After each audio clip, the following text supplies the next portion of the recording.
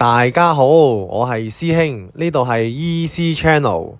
今集呢，我就飛起二仔做一個單飛嘅節目啦。因為今集呢，我好想同大家一齊分享下我對 Gundam G-Class 嘅睇後感啊。因為大家都知道啦，二仔呢主要中意都係 Wing Gundam 啊、God Gundam 啊呢啲非 UC 主線系列嘅動畫啦。咁但係咧，我就比較中意 UC 系列嘅，咁所以特別係阿寶同馬莎故事咧，我係非常之中意嘅。咁而咁啱咧 ，G-Class 呢套動畫咧係咁多套高達系列當中咧，唯一一套啊以0079為藍本所衍生出嚟一個平行世界嘅，當中嘅劇情咧係相當滿足到我哋呢班老派嘅高達粉絲嘅。咁所以咧，我會喺呢個算係懷舊系列動畫當中呢，有一個特別節目啦，就同大家一齊分享下呢套 Gundam G-Class 嘅。咁其實0079故事都好簡單嘅啫，個故事背景呢，就係講述阿寶同埋馬莎啦呢兩位主要嘅主角由敵對啦、相識，再揸埋女仔，再為咗自己唔同嘅理念同埋目標呢，喺一年戰爭裏面奮鬥嘅。而 Gundam G-Class 呢套新作呢，係由夏胡洋司再加埋庵野秀明一齊共同創作嘅，一定係以0079到馬莎之反擊為藍本噶啦。咁再加上主題曲咧係由米原律師所主唱啦，咁所以日升工作室咧對呢次計劃咧係非常之重視嘅。咁我簡單咁講下呢12集 Gundam G-Class 講啲乜嘢啦。咁其實 Gundam G-Class 呢套動畫咧，咁個故事背景其實好簡單嘅啫。咁就係駕駛愛美號嘅娜娜啦，喺原來世界當中呢，喺高達對紅勇嘅戰役當中呢，咁啊馬莎就俾阿寶殺死咗啦，咁令到娜娜呢就好傷心，從而發動咗佢本身嘅精神力量呢，去創造咗唔同世界。佢嘅目的只係得一個啫，就係想令到馬莎呢個死亡呢個結局呢，去從而改變嘅，令到起碼有一個世界呢，係馬莎係唔使死嘅。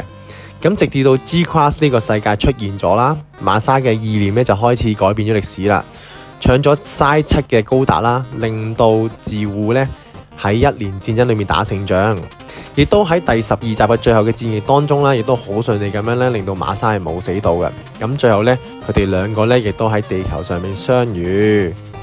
咁呢套動畫咧本身咧，我聽好多 comment 啊。睇好多上網嘅 YouTuber 都係講話啲機好核突啊，啲機設好唔靚啊，咁所以睇嘅吸引度咧就冇咁大啦。但係當我睇咗第一集同第二集之後咧，我就不斷追到琴日咧，終於追晒12集啦。我亦都好相信咧，你千祈唔好因為機設咧而唔睇套動畫。如果你係馬莎或者 UC 系列嘅 fans 嘅話咧，根本就唔需要去諗啊！一定去睇呢套動畫，你一定唔會後悔嘅。好啦，由於太多 YouTuber 咧都會講嗰啲劇情解說啊咁樣咧，咁我就唔特別多講啦。咁呢段 podcast 咧，我只係會講我對呢套動畫嘅睇後感嘅。以下係有5點咧，我係想同大家一齊分享下我睇完呢套動畫嘅睇後感嘅。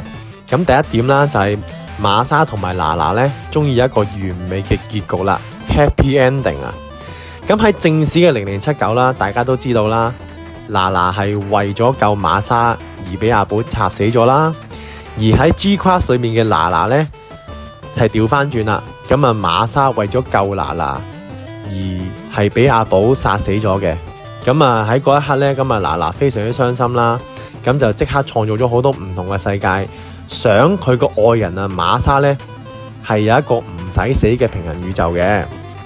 咁喺 G-Class 世界裏面啦，咁馬莎咧，基本上係同娜娜係完全冇見過嘅，直到最後尾嗰一話，最尾嗰段，佢哋喺地球相遇嗰個畫面咧，哇！我係睇到非常之感動，因為中意咗馬莎咁耐，亦都知道佢對娜娜基本上係依依不捨。睇到嗰段咧，哇！我真係有少少眼濕濕啊，坦白講。第二點我想講嘅就係呢套 Gundam G-Class 咧，基本上就係對0079去到Z高達啦，甚至馬反咧係作出一個相當高嘅致敬嘅。咁喺致敬位有幾樣嘢咧，我係特別想同大家講嘅，就係一開始就唔係阿寶揸咗部高達啦，喺 Psi 7，係由馬莎咧搶咗部白色高達去揸嘅。咁第二個致敬位咧，我覺得呢個係音樂 BGM 咧係非常之重要嘅，就係咧去到 G-Class 嘅中段啦，故事中段有班強化人去揸咗重高達出嚟喺 Side 6度類似大肆破壞啦。其實佢哋嘅目的真係想殺死紫色老太婆嘅。咁但係當重高達一出場嘅時候咧，佢嘅背景音樂咧竟然係喺2Z高達裏面重高達喺香港出現嘅背景音樂。哇！嗰段咧非常之對於我哋呢班老派粉絲嚟講咧，係真係打晒冷震嘅。除咗呢首音樂之外咧，喺尾二一集第11集，當佢哋話原來有股外來力量去到 G-Class 嘅世界嘅時候，大家遠睇係一個RX-782，跟住再加埋背景音樂係一首馬反嘅主題曲。哇！嗰段又係睇到基本上真係毛骨悚然，真係打晒冷震。咁我覺得呢幾方面咧，都係對富野本身創作 UC 系列裏面咧，都係一個相當高嘅致敬嘅。另外咧，最尾一集咧，有兩樣嘢都係嘅。咁就係去到最後尾啦，無論係到平行宇宙又好，或者原作又好啦，咁其實馬沙咧都係親手殺死紫色老太婆嘅。另外啦，當喺 G-Class 裏面啦，馬沙同埋鬍鬚佬去做一個對峙嘅時候啦，咁大家都係互相打爆大家機體嘅某部分，跟住咧紅高達嗰方面咧係爆咗個頭啦，同埋爆咗隻右手，亦都係有一個 last shot 嘅場景咧，亦都係對0079咧阿寶對馬沙嘅 last shot 咧做一個最高嘅致敬嘅。好啦，到第3點咧，我想同大家討論一個 topic 嘅就係究竟修治嘅真正身份係邊個呢？嗱，上網好多人討論過，有啲人咧又話佢係阿寶個仔，有啲人咧又話佢係加美油。咁其實當初我都係諗過係加美油嘅。咁點解我會咁樣諗呢？就係因為加美油喺格里普斯戰爭最後咧，佢親手殺死斯諾哥啦，而令到佢精神崩潰啦。咁呢一方面咧，其實係有少少似 G-Class 裏面嗱親眼見到馬沙俾人殺嗰種精神狀況出咗嚟嘅。咁就係因為佢加美油啦，曾經都係馬沙覺得佢都係一個特級嘅新類型人啦。佢嘅無論新類型數值咧都非常之高啦。咁佢有呢個精神狀態係完全唔出奇嘅。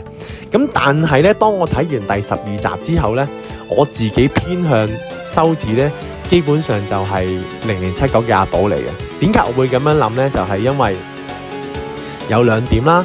第一點就係佢其實佢講到明佢係由第二個世界嚟嘅人啦。第二就係佢本身真係揸住高達出場，因為第12集基本上係攞住部 RX-78咧，係同兩位女主角一齊對峙、一齊對打嘅。咁亦都好緊要嘅就係，咁點解修治唔會變到阿寶個樣呢？就係因為呢個世界咧係嗱創造出嚟嘅。咁基本上咧有機會，當馬沙搶咗部白色高達之後咧，咁其實有機會咧阿寶喺呢個世界已經係唔存在㗎啦。咁所以咧，而重要有一樣嘢就係第11集嘅時候咧，馬沙係有講過就係話，想我見到呢個樣啊，所以我就變翻着翻呢套軍服，戴翻面具呢個樣。咁所以喺呢一點咧，我亦都覺得就係唔想馬沙見到喺呢個年代嘅阿寶啦，唔想俾佢知道啲人啦，而亦都創造咗阿修治唔係阿寶個樣，係修治個樣咯。但係喺我角度嚟講咧，修治嗰個無論諗法啊、駕駛技術啊，或者精神力啊，或者佢嘅理念啊，其實都係0079嘅阿寶嚟嘅。第4點，我想同大家討論嘅就係有啲疑點咧，我係睇完12集咧，我都係諗唔明、解釋唔到嘅。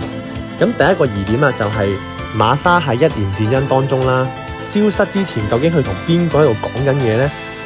因為咧，鬍鬚佬咧基本上係聽到佢同第二啲人講嘢噶嘛，但係睇完12集咧，基本上佢都係冇解釋到究竟嗰段時間佢同邊個講緊嘢嘅，同埋點解會消失啦？呢個方面都係冇講到嘅。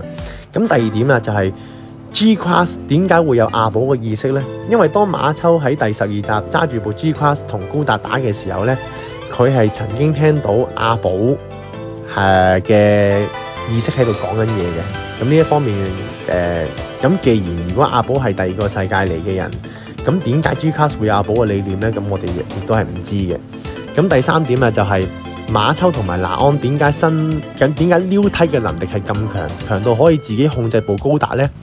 咁基本上佢哋好似係一部好似定真誌咁樣去控制部 EVA 咁樣，同埋好似朱芬咁樣控制三號機一樣啊。咁都係用自己意志控制。咁呢方面呢，亦都係解釋唔到。咁希望又會有其他電影版啊去解釋呢幾樣嘢啦。咁令到大家對呢部金燈 Gcast 嘅疑問就會少啲啦。咁基本上大家都知道啦，庵野秀明創作嘅嘢都係諗多過睇嘅啦。咁所以大家都明白啦。第五點咧就係同原著有少少唔同啦。大家都知道啦，馬沙基本上係一個趙嘅革命軍啦。咁其實佢喺馬反嘅時候，點解會想將阿古哲斯抌落地球度，去令到地球嘅人去消滅呢？係因為基本上佢喺格里普斯戰爭當中啦，見到加美尤去殺死咗斯諾哥之後，有一個咁悲慘嘅結局。佢就開始對人類失去咗信任，咁所以佢先慢慢去籌備呢個計劃嘅。咁但喺 Gcast 當中啦，喺0085年啊，咁基本上係意識高達嗰個年份都未到嘅。咁胡鬚佬咧就嗰陣時佢哋基本上個撩梯嘅理念已經係去到極致啦，知道大家係諗乜嘢啦。咁啊胡鬚佬就話啦，馬沙我係唔會俾你殺死地球上所有嘅人嘅。咁嗰陣時馬沙就話啦，原來你都知道呢個理念咁樣。咁其實呢度有少少同原著唔同啦，因為Gcast 嘅時候馬沙基本上就係唔會見到加美尤噶嘛，咁所以呢一方面同原著就有少少唔同啦。好啦，去到最後咧好多 YouTuber 或者好多上網嘅論壇咧都講究竟呢一套動畫會唔會有 Season 2啦？咁其實在我而言咧，其實我覺得呢12集咧，其實將0079衍生出嚟嘅平行宇宙咧，其實已經創作得非常之好啦。我覺得作為一個新體高達嘅朋友們啦，又或者係我哋呢啲老派粉絲嚟講咧，其實都有相當唔錯嘅回憶嚟㗎啦。咁基本上佢要講嘅嘢咧，都基本上講晒。馬沙同埋娜娜有個好結局。咁而自護咧亦都有一班好嘅人去統領啦，咁就唔會好似之前薩比加咁樣搞革命啦咁樣。咁我覺得如果真係要再去創作 Season 2嘅話咧，咁基本上佢已經唔係圍繞住007嗰個劇情去行啦，已經係一個新嘅圍繞住 Gcast，圍繞住兩個女主角馬秋同埋那安嘅故事去行啦。咁又或者可能 Season 2真係想解釋下修字點樣嚟啦，但係我覺得如果真係創作 Season 2就會多咗咯。好啦，今日我師兄咧對大家分享《Gundam Gcast》呢度動畫咧就暫告一段落啦。咁啊，如果中意我哋呢條片嘅，就希望大家 comment、like 同埋 subscribe 我哋嘅 channel 啦。如果你都係0079嘅粉絲，甚至係馬沙嘅粉絲咧，你都可以 share 俾你身邊嘅朋友睇嘅喎。今日時間差唔多啦，大家再見啦！